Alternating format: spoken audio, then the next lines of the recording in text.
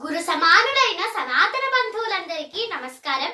నా పేరు చేతన బొలిశెట్టి. శ్రీమద్ రామాయణంలోని బాలకాండలోని 5వ సర్గలోని విశేషములను తెలుసుకునే ప్రయత్నం చేద్దాం. సప్తద్వీపములతో కూడిన ఈ సమస్త భూమండలమును మను ప్రజాపతి మొదలైన పెక్కుమంది రాజులు పరిపాలించారు.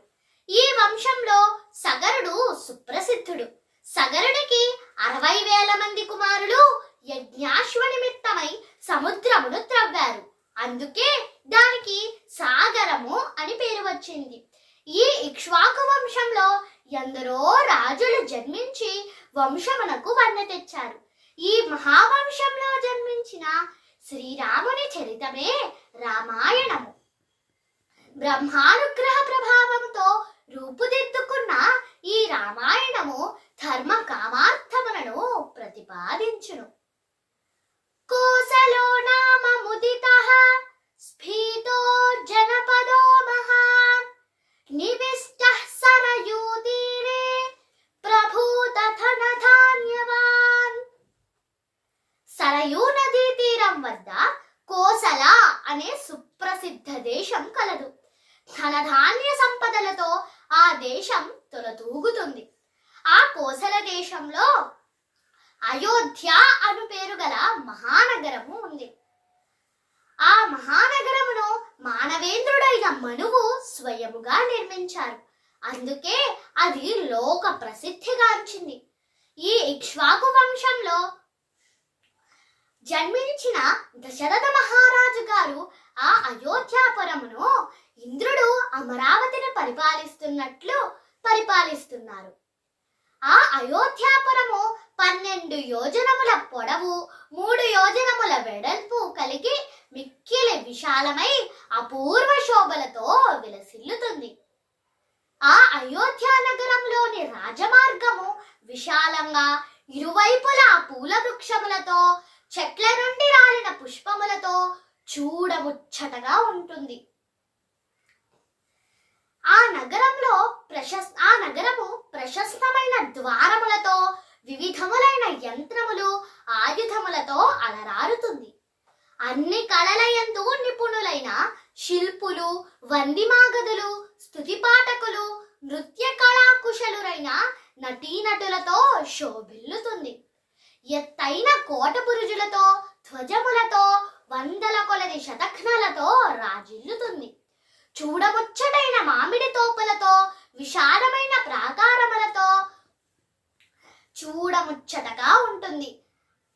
విశాలమైన ప్రాకారములతో ఆ పురికి వడ్డానము వలె మనోజ్ఞముగా ఉంది. లోతైన అగర్తయు శత్రు దుర్భేద్యమైన కోట కలదు. ఆ అయోధ్యాపురములో ఏనుగులు, వేగముగా సాగిపోగల ఏనుగులు, మేలుజాతి గుర్రములు, అలాగే వృషభములు, ఒంటెలు అనేకములు కలవు. కప్పములను చెల్లించడానికి వచ్చిన సామంతరాజుల సందడితో ఆ నగరము కలకలలాడుతుంది.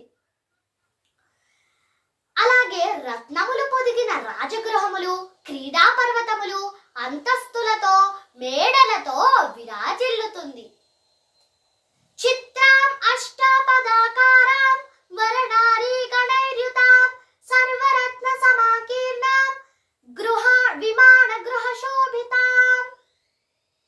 అష్టాపదాకారంలో ఉన్న చిత్ర విచిత్రములైన రాజగృహములతో, అందమైన సుందరీమణులతో, ఆకాశములు తాకే ఎత్తైన భవనములతో, మేలైన వరి బియ్యముతో, చెరుకు రసము, మధుర జలములతో సమృద్ధిగా ఉంది.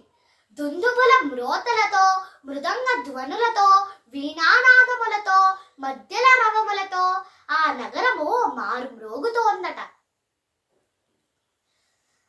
అలాగే ఆ అయోధ్య నగరంలోని యోధులు శస్త్రాస్త్ర విద్యలలో ఆరితేరిన వారు, సమర్థులు, శబ్దభేది విద్యా నిపుణులు, వేల కొలది మహారథులతో ఆ అయోధ్య నగరము నిండి ఉంది. ద్విజోత్తములు అందరూ నిత్యాగ్నిహోత్రులు, వేదాంగములయందు పారంగతులు. వారు సాక్షాత్తు మహర్షులే.